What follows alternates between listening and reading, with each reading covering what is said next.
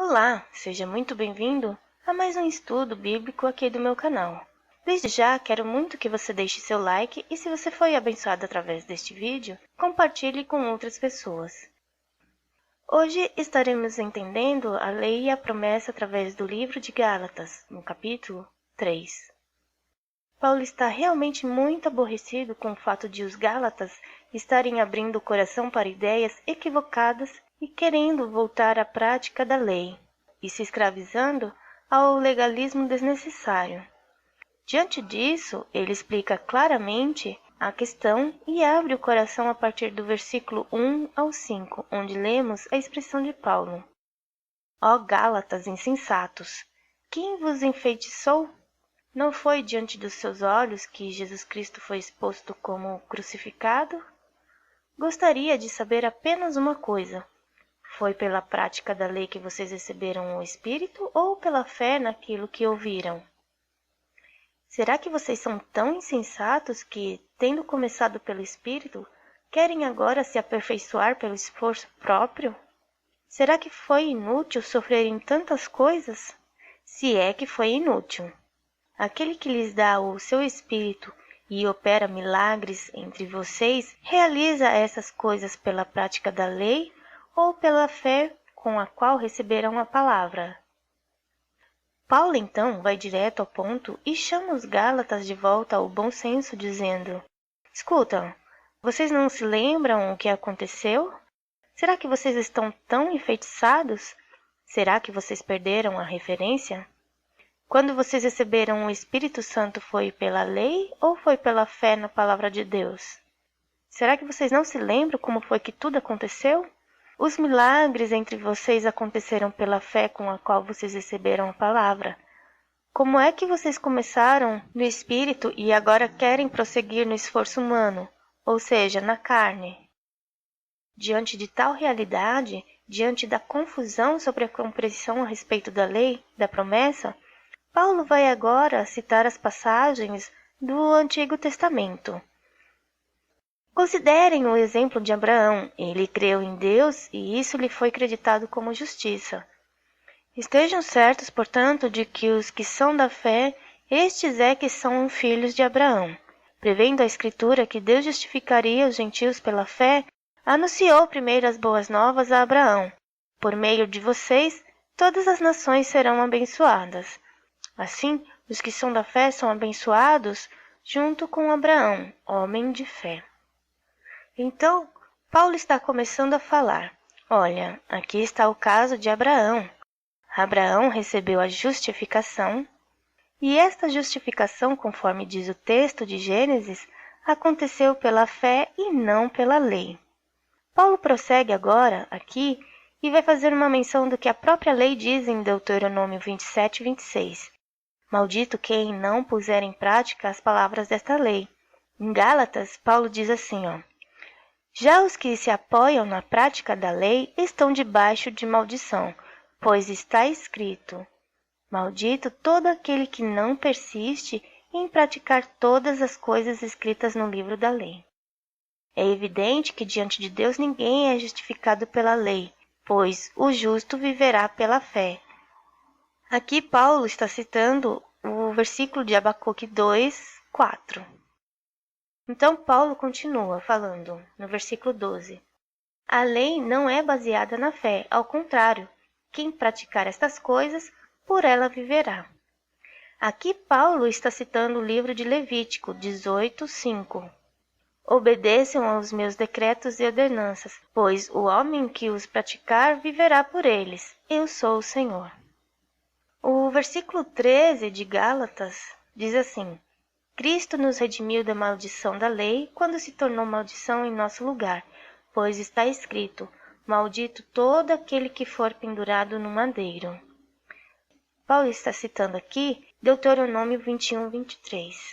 Não deixem o corpo no madeiro durante a noite, enterrem-no naquele mesmo dia, porque qualquer que for pendurado no madeiro está debaixo da maldição de Deus. O versículo 14 de Gálatas diz assim: Isso para que em Cristo Jesus a bênção de Abraão chegasse também aos gentios, para que recebêssemos a promessa do Espírito mediante a fé. Então, está muito claro, não é possível se apoiar na prática da lei, porque quem não praticasse tudo da lei estaria debaixo de maldição. Cristo se fez maldição por nós, recebendo a morte de cruz em nosso lugar, conforme a citação de maldito aquele que foi pendurado no madeiro. Portanto, a lei não era baseada na fé, e Cristo, morrendo em nosso lugar, cumpriu a lei, recebeu a maldição, isso com a finalidade de que a promessa chegasse aos gentios através dessa bênção de Abraão, que é a justificação pela fé. Portanto, a compreensão do Antigo Testamento estava equivocada, e para deixar isto muito claro, Paulo então prossegue fazendo uma devida explicação dos relacionamentos entre a lei e a promessa, a partir do versículo 15, 16 e 17. Irmãos, humanamente falando, ninguém pode anular um testamento depois de ratificado, nem acrescentar-lhe algo. Assim também as promessas foram feitas a Abraão e ao seu descendente. A Escritura não diz e aos seus descendentes, como se falando de muitos, mas ao seu descendente, dando a entender que se tratava de um só, isto é, Cristo.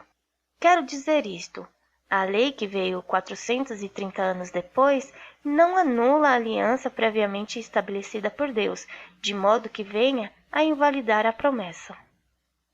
Então, como que é que uma justificação se estabelece? Ela está relacionada com uma promessa feita a Abraão, e essa promessa tinha em vista o descendente que é Cristo. Esta promessa estava ligada à aliança. A lei veio muito tempo depois.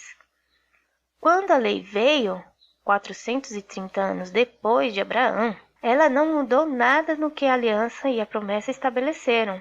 Portanto, ela não invalida nada do que foi definido no tempo de Abraão.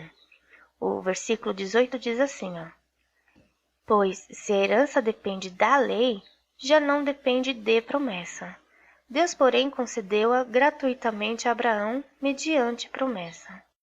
A relação da justificação pela fé está ligado com a aliança e com Abraão, e não com a lei mosaica. Este é o argumento claro de Paulo no versículo 19 e 20. Qual era então o propósito da lei?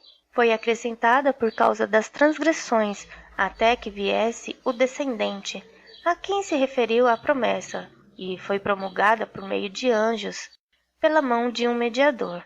Contudo, o mediador representa mais de um, Deus, porém, é um.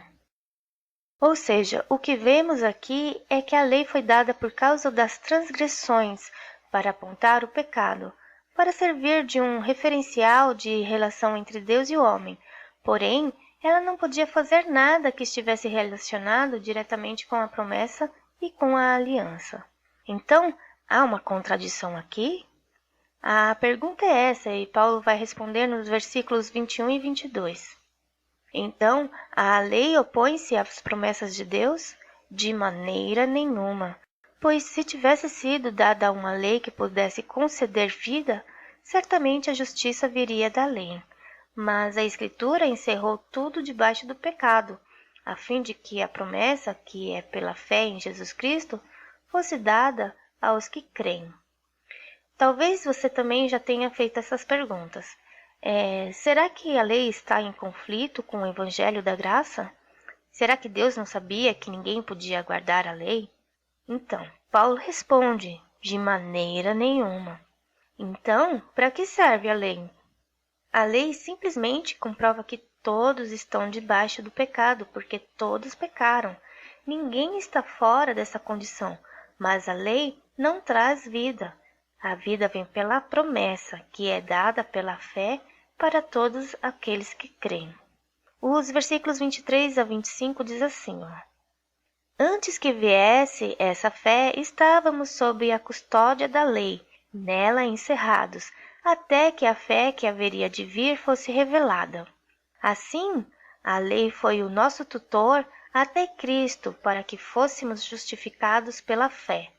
Agora, porém, tendo chegado a fé, já não estamos mais sob o controle do tutor.